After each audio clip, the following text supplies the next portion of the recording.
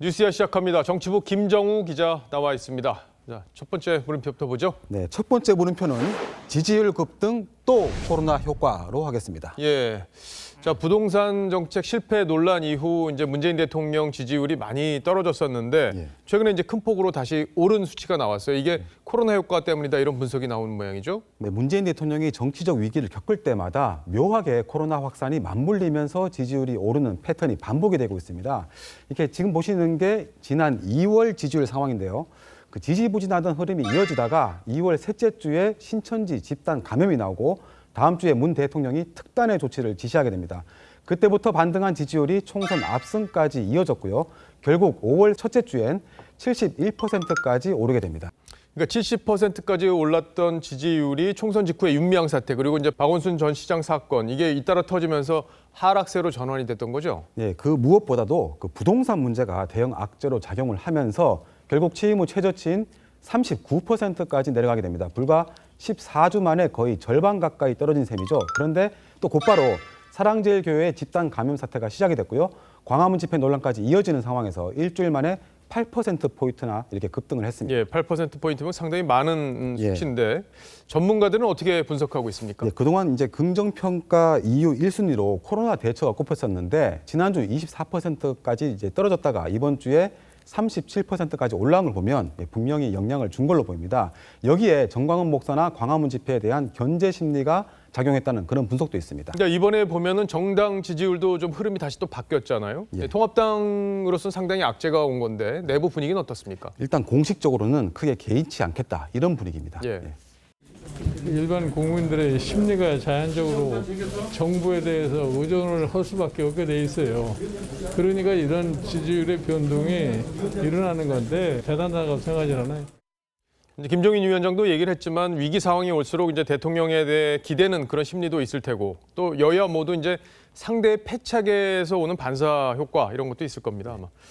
자, 첫 번째 물음표 정리해 보죠. 네, 첫 번째 물음표 지지율 급등 또 코로나 효과의 느낌표는 지지율은 책임감으로 하겠습니다. 예. 그 대통령과 여야 모두 지지율에 일희일비하지 말고 무거운 책임감으로 받아들였으면 하는 그런 예, 바람입니다. 지지율은 책임감이다. 예. 다음 물음표로 넘어가 보죠. 예. 두 번째 물음표 진영 논리 거부한 진영으로 예, 하겠습니다. 진영 논리 거부한 진영. 예, 운을 맞추는 라임에 이제 신경을 쓴 제목인데 예. 어떻습니까? 어떤 일이 있었던 거죠? 좀 신경을 썼습니다. 예. 그 진영 행안부 장관이 어제 국회 행안위에 출석을 했는데 그 민감한 현안들에 대해서 여권의 입장을 대변하기보다는 소신 발언을 해서 화제가 되고 있습니다. 먼저 행정수도 이전과 관련해서 야당 의원의 질의에 어떻게 답변했는지 한번 들어보겠습니다. 예. 장관님께서는 과거 그 행정수도 이전에 대해서 굉장히 비판적인 입장을 갖고 계속 계셨습니다. 반대했었습니다. 요즘은 수도 이전에 대해서 어떤 입장이십니까? 그때도 반대를 했고요. 예. 그 뭐 지금도 같은 생각을 가지고 있습니다. 예. 가려면 다 가야지. 반이 가면 너무 불편이 많다. 그 생각에는 지금도 변함이 없다 이런 얘기.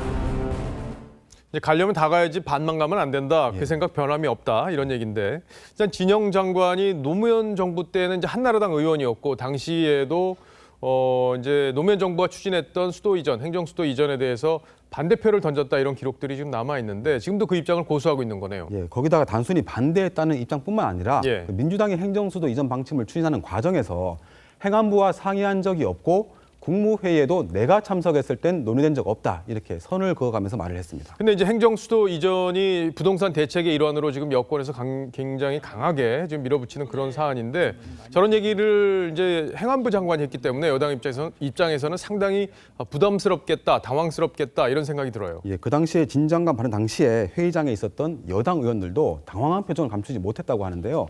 특히 장관이 공적인 자리에서 당의 주요 의제에 반대 목소리를 낸 것은 굉장히 아쉽다 이런 반응들이 나왔다고 합니다. 예, 뭐 앞서 짚어봤습니다만 진 장관이 이제 민노총 집회에 대해서도 조사 필요성을 이제 애둘러서 언급한 건 역시 이제 광화문 집회 위주로 문제를 제기하는 여권의 목소리가 좀 다르다 이런 얘기들이 좀 나오고 있는데.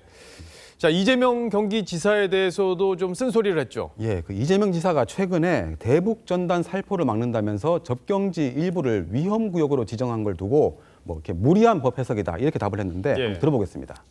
법이란 게 너무 확대하면 옳지 않은 거니까 법제처의 유권 해석을 지금 요청해 놓은 상태입니다. 법을 이렇게 확장을 해가지고 결국 이 문제된 사람들을 처벌하는 것은 죄형법 정주에 위반됐다는 문제가 될 수도 있겠죠.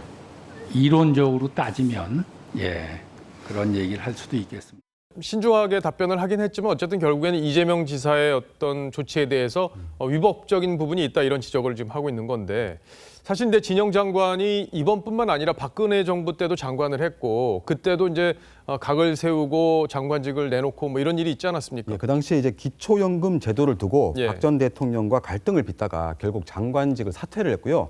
2016년 총선 당시에는 김종인 위원장이 영입을 해서 민주당으로 당적을 옮겨서 다시 이제 당선되기도 했습니다. 예, 뭐 당적이 바뀌어도 생각은 바뀌지 않는다 이렇게 볼 수 있겠어요. 예. 자, 두 번째 물음표도 정리해 보죠. 예, 두 번째 물음표, 진영 논리 거부한 진영의 느낌표는 공직에 진영은 없다로 하겠습니다. 예, 공직에 진영은 없다. 예. 자, 이제 공직자가 국가와 국민만 보고 소신껏 일하는 게 어찌 보면 참 당연한 일일 텐데 저런 발언이 화제가 되는 걸 보면 이 할 말을 하는 게 지금 세상에 얼마나 어려운 거다 이런 느낌이 전해집니다. 잘 들었습니다. 지금까지 김정우 기자였습니다.